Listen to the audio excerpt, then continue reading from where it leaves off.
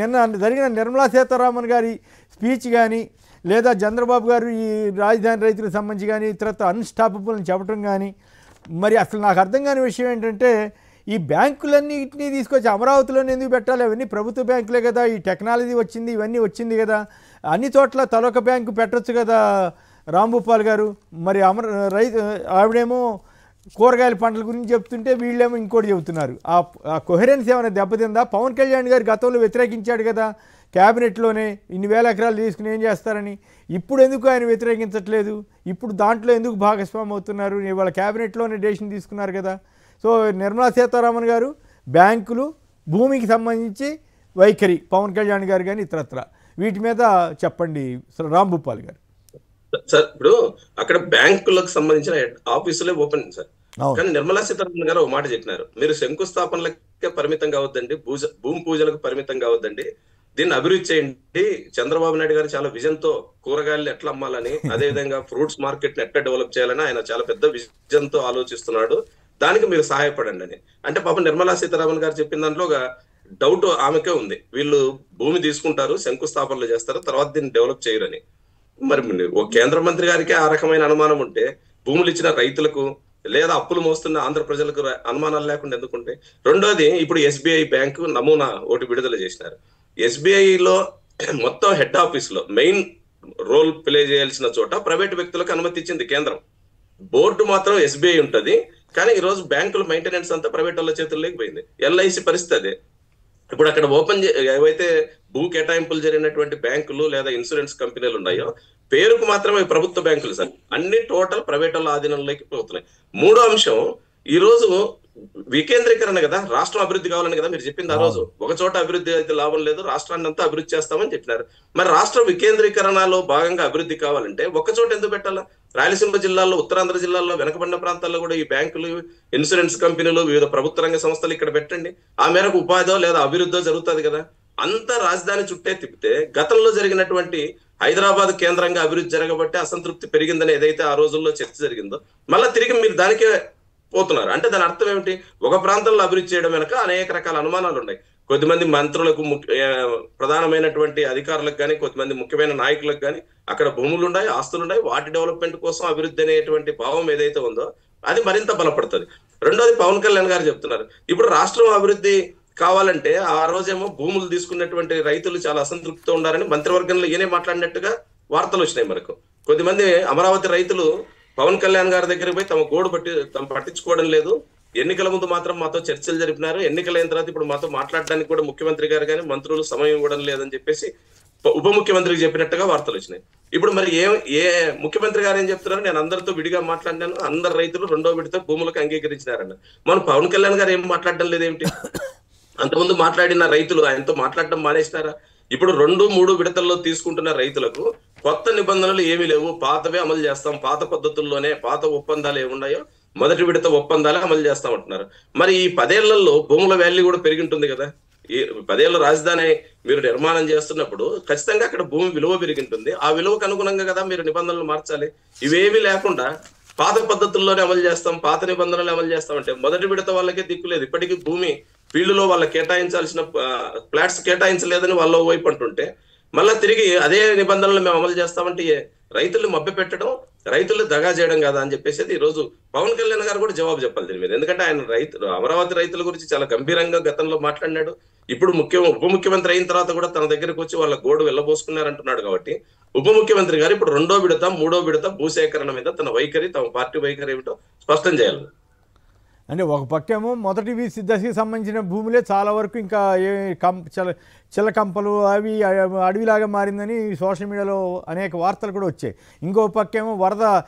నేను మొన్న ఒక వీడియో చూశాను సార్, ప్రపంచంలో ఎక్కడా కూడా ఏ నగరంలో కూడా వరద ఎత్తిపోసే నగరం ఇది ఒకటేనని కామెంట్ చేశారు. మరి సో ఈ పరిస్థితి ఓ పక్కేమో 1000 ఎకరాలు ఖాళీగా పెట్టారు, ఇంకో పక్కేమో 1000 కోట్ల రూపాయలు అప్పులు తీసుకొస్తున్నారు. మరి ఇటువంటి కూరగాయలు పండించమనేమో నిర్మలా సీతారామన్ గారు చెబుతున్నారు. మరి రాష్ట్రం అంతటానా లేకపోతే అమరావతిలోనే అక్కడ కూరగాయలు త్వరగా పండాయి కాబట్టి భారీ ఎత్తున అన్నారు. మరి ఇప్పుడు మీరు చెప్పినట్టు బ్యాంకులు ఇవన్నీ కూడా అన్నీ ఒకే చోట పెట్టాల్సిన అవసరం ఉంది. నవనగరాలకి 33,000 ఎకరాలే సరిపోద్దని ఆ రోజు అన్నారు ప్రపంచ స్థాయి అని. ఇప్పుడేమో ప్రపంచ స్థాయి కావాలంటే లేకపోతే మున్సిపాలిటీగా మిగిలిపోద్దని కొత్త భూములు అడుగుతున్నారు. సో దీన్ని రైతులు సమర్థిస్తారా? రైతుల పరిస్థితి అగమ్యగోచరమా కాదా?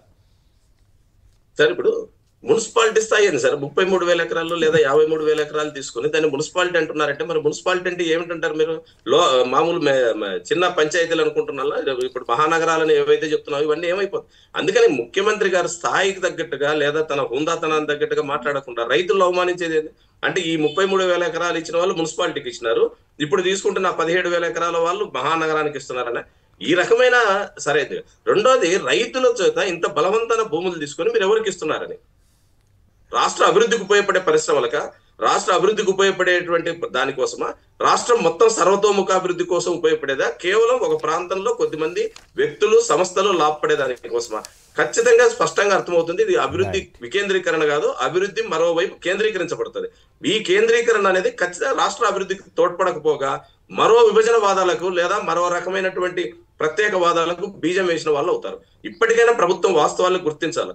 వికేంద్రీకరణలో భాగంగా బ్యాంకుల ద్వారా రాష్ట్రం అభివృద్ధి కాదు సార్. బ్యాంకులు బ్రాంచ్లు ఎంత మంచి నమూనాలు కట్టినా బ్యాంకుల వల్లే అభివృద్ధి కాదు. బ్యాంకులు ఈ రాష్ట్ర ప్రజలకు అవసరమైన నిధులు ఇస్తే, వ్యవసాయానికి కావాల్సిన నిధులు కేటాయించగలిగితే, అదేవిధంగా పారిశ్రామిక అభివృద్ధి జరిగితే అప్పుడు రాష్ట్రం అభివృద్ధి అవుతుంది.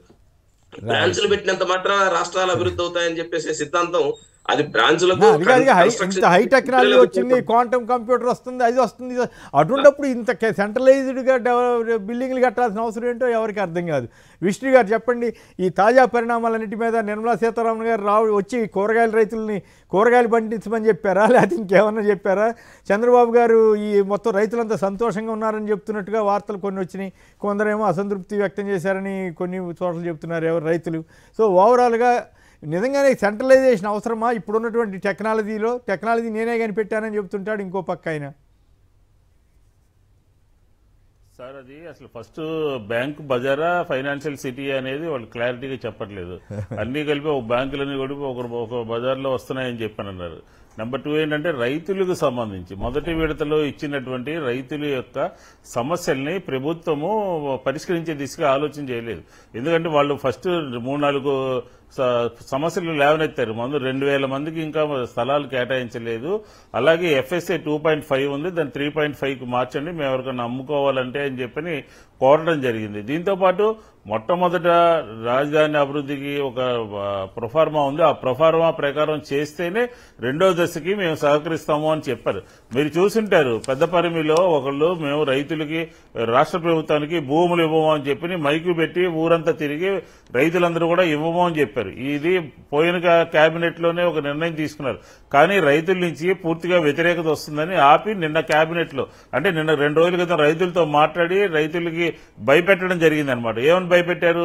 మీ భూములు విలువ పెరగాలి అని అంటే ఇది విస్తరించి సెకండ్ ఫేజ్ కూడా కావాల్సిందే, రైల్వే స్టేషన్ అంతర్జాతీయ రైల్వే స్టేషన్ రావాలి, అంతర్జాతీయ ఎయిర్పోర్ట్ రావాలి, స్మార్ట్ ఇండస్ట్రీస్ వస్తేనే మీ భూములకు విలువ పెరుగుతాయి అని చెప్పని వాళ్ళని భయపెట్టి ఒప్పించినట్టుగా కనపడుతుంది. ఎందుకంటే నిన్న కేబినెట్ లో కూడా జనసేన మినిస్టర్ ఎవరు అడిగారు రైతులు అసంతృప్తిగా ఉన్నారంటే ఏంటి అని అంటే అప్పుడు చెప్పారనమాట, రైతులతో నేను మాట్లాడాము, రైతులందరూ అంగీకారం వచ్చారు, రైతులందరూ ఇస్తున్నారని. కానీ వాళ్ళ మనసుల్లో అయితే ఈ ప్రభుత్వము గత ప్రభుత్వంలో అంతకు ముందు ప్రభుత్వం 5 సంవత్సరాలు మీరున్న తెలుగుదేశం ప్రభుత్వంలో పట్టించుకోలేదు, 17 నెలల కాలంలో కూడా మీరు సరిగా స్పందించలేదు అని చెప్పని రైతులందరూ కూడా ఇబ్బంది పడుతున్నటువంటి పరిస్థితి అయితే స్పష్టంగా మనకు అర్థమవుతోంది. దీంతో పాటు నిర్మలా సీతారామన్ గారు ఆవిడ వచ్చి కూరగాయలు పండించమంటారు, తర్వాత కోల్డ్ సిటీ అదేంటి మన కోల్డ్ గోడౌన్స్ కట్టమని, కోల్డ్ స్టోరేజ్ కట్టమని అంటారు.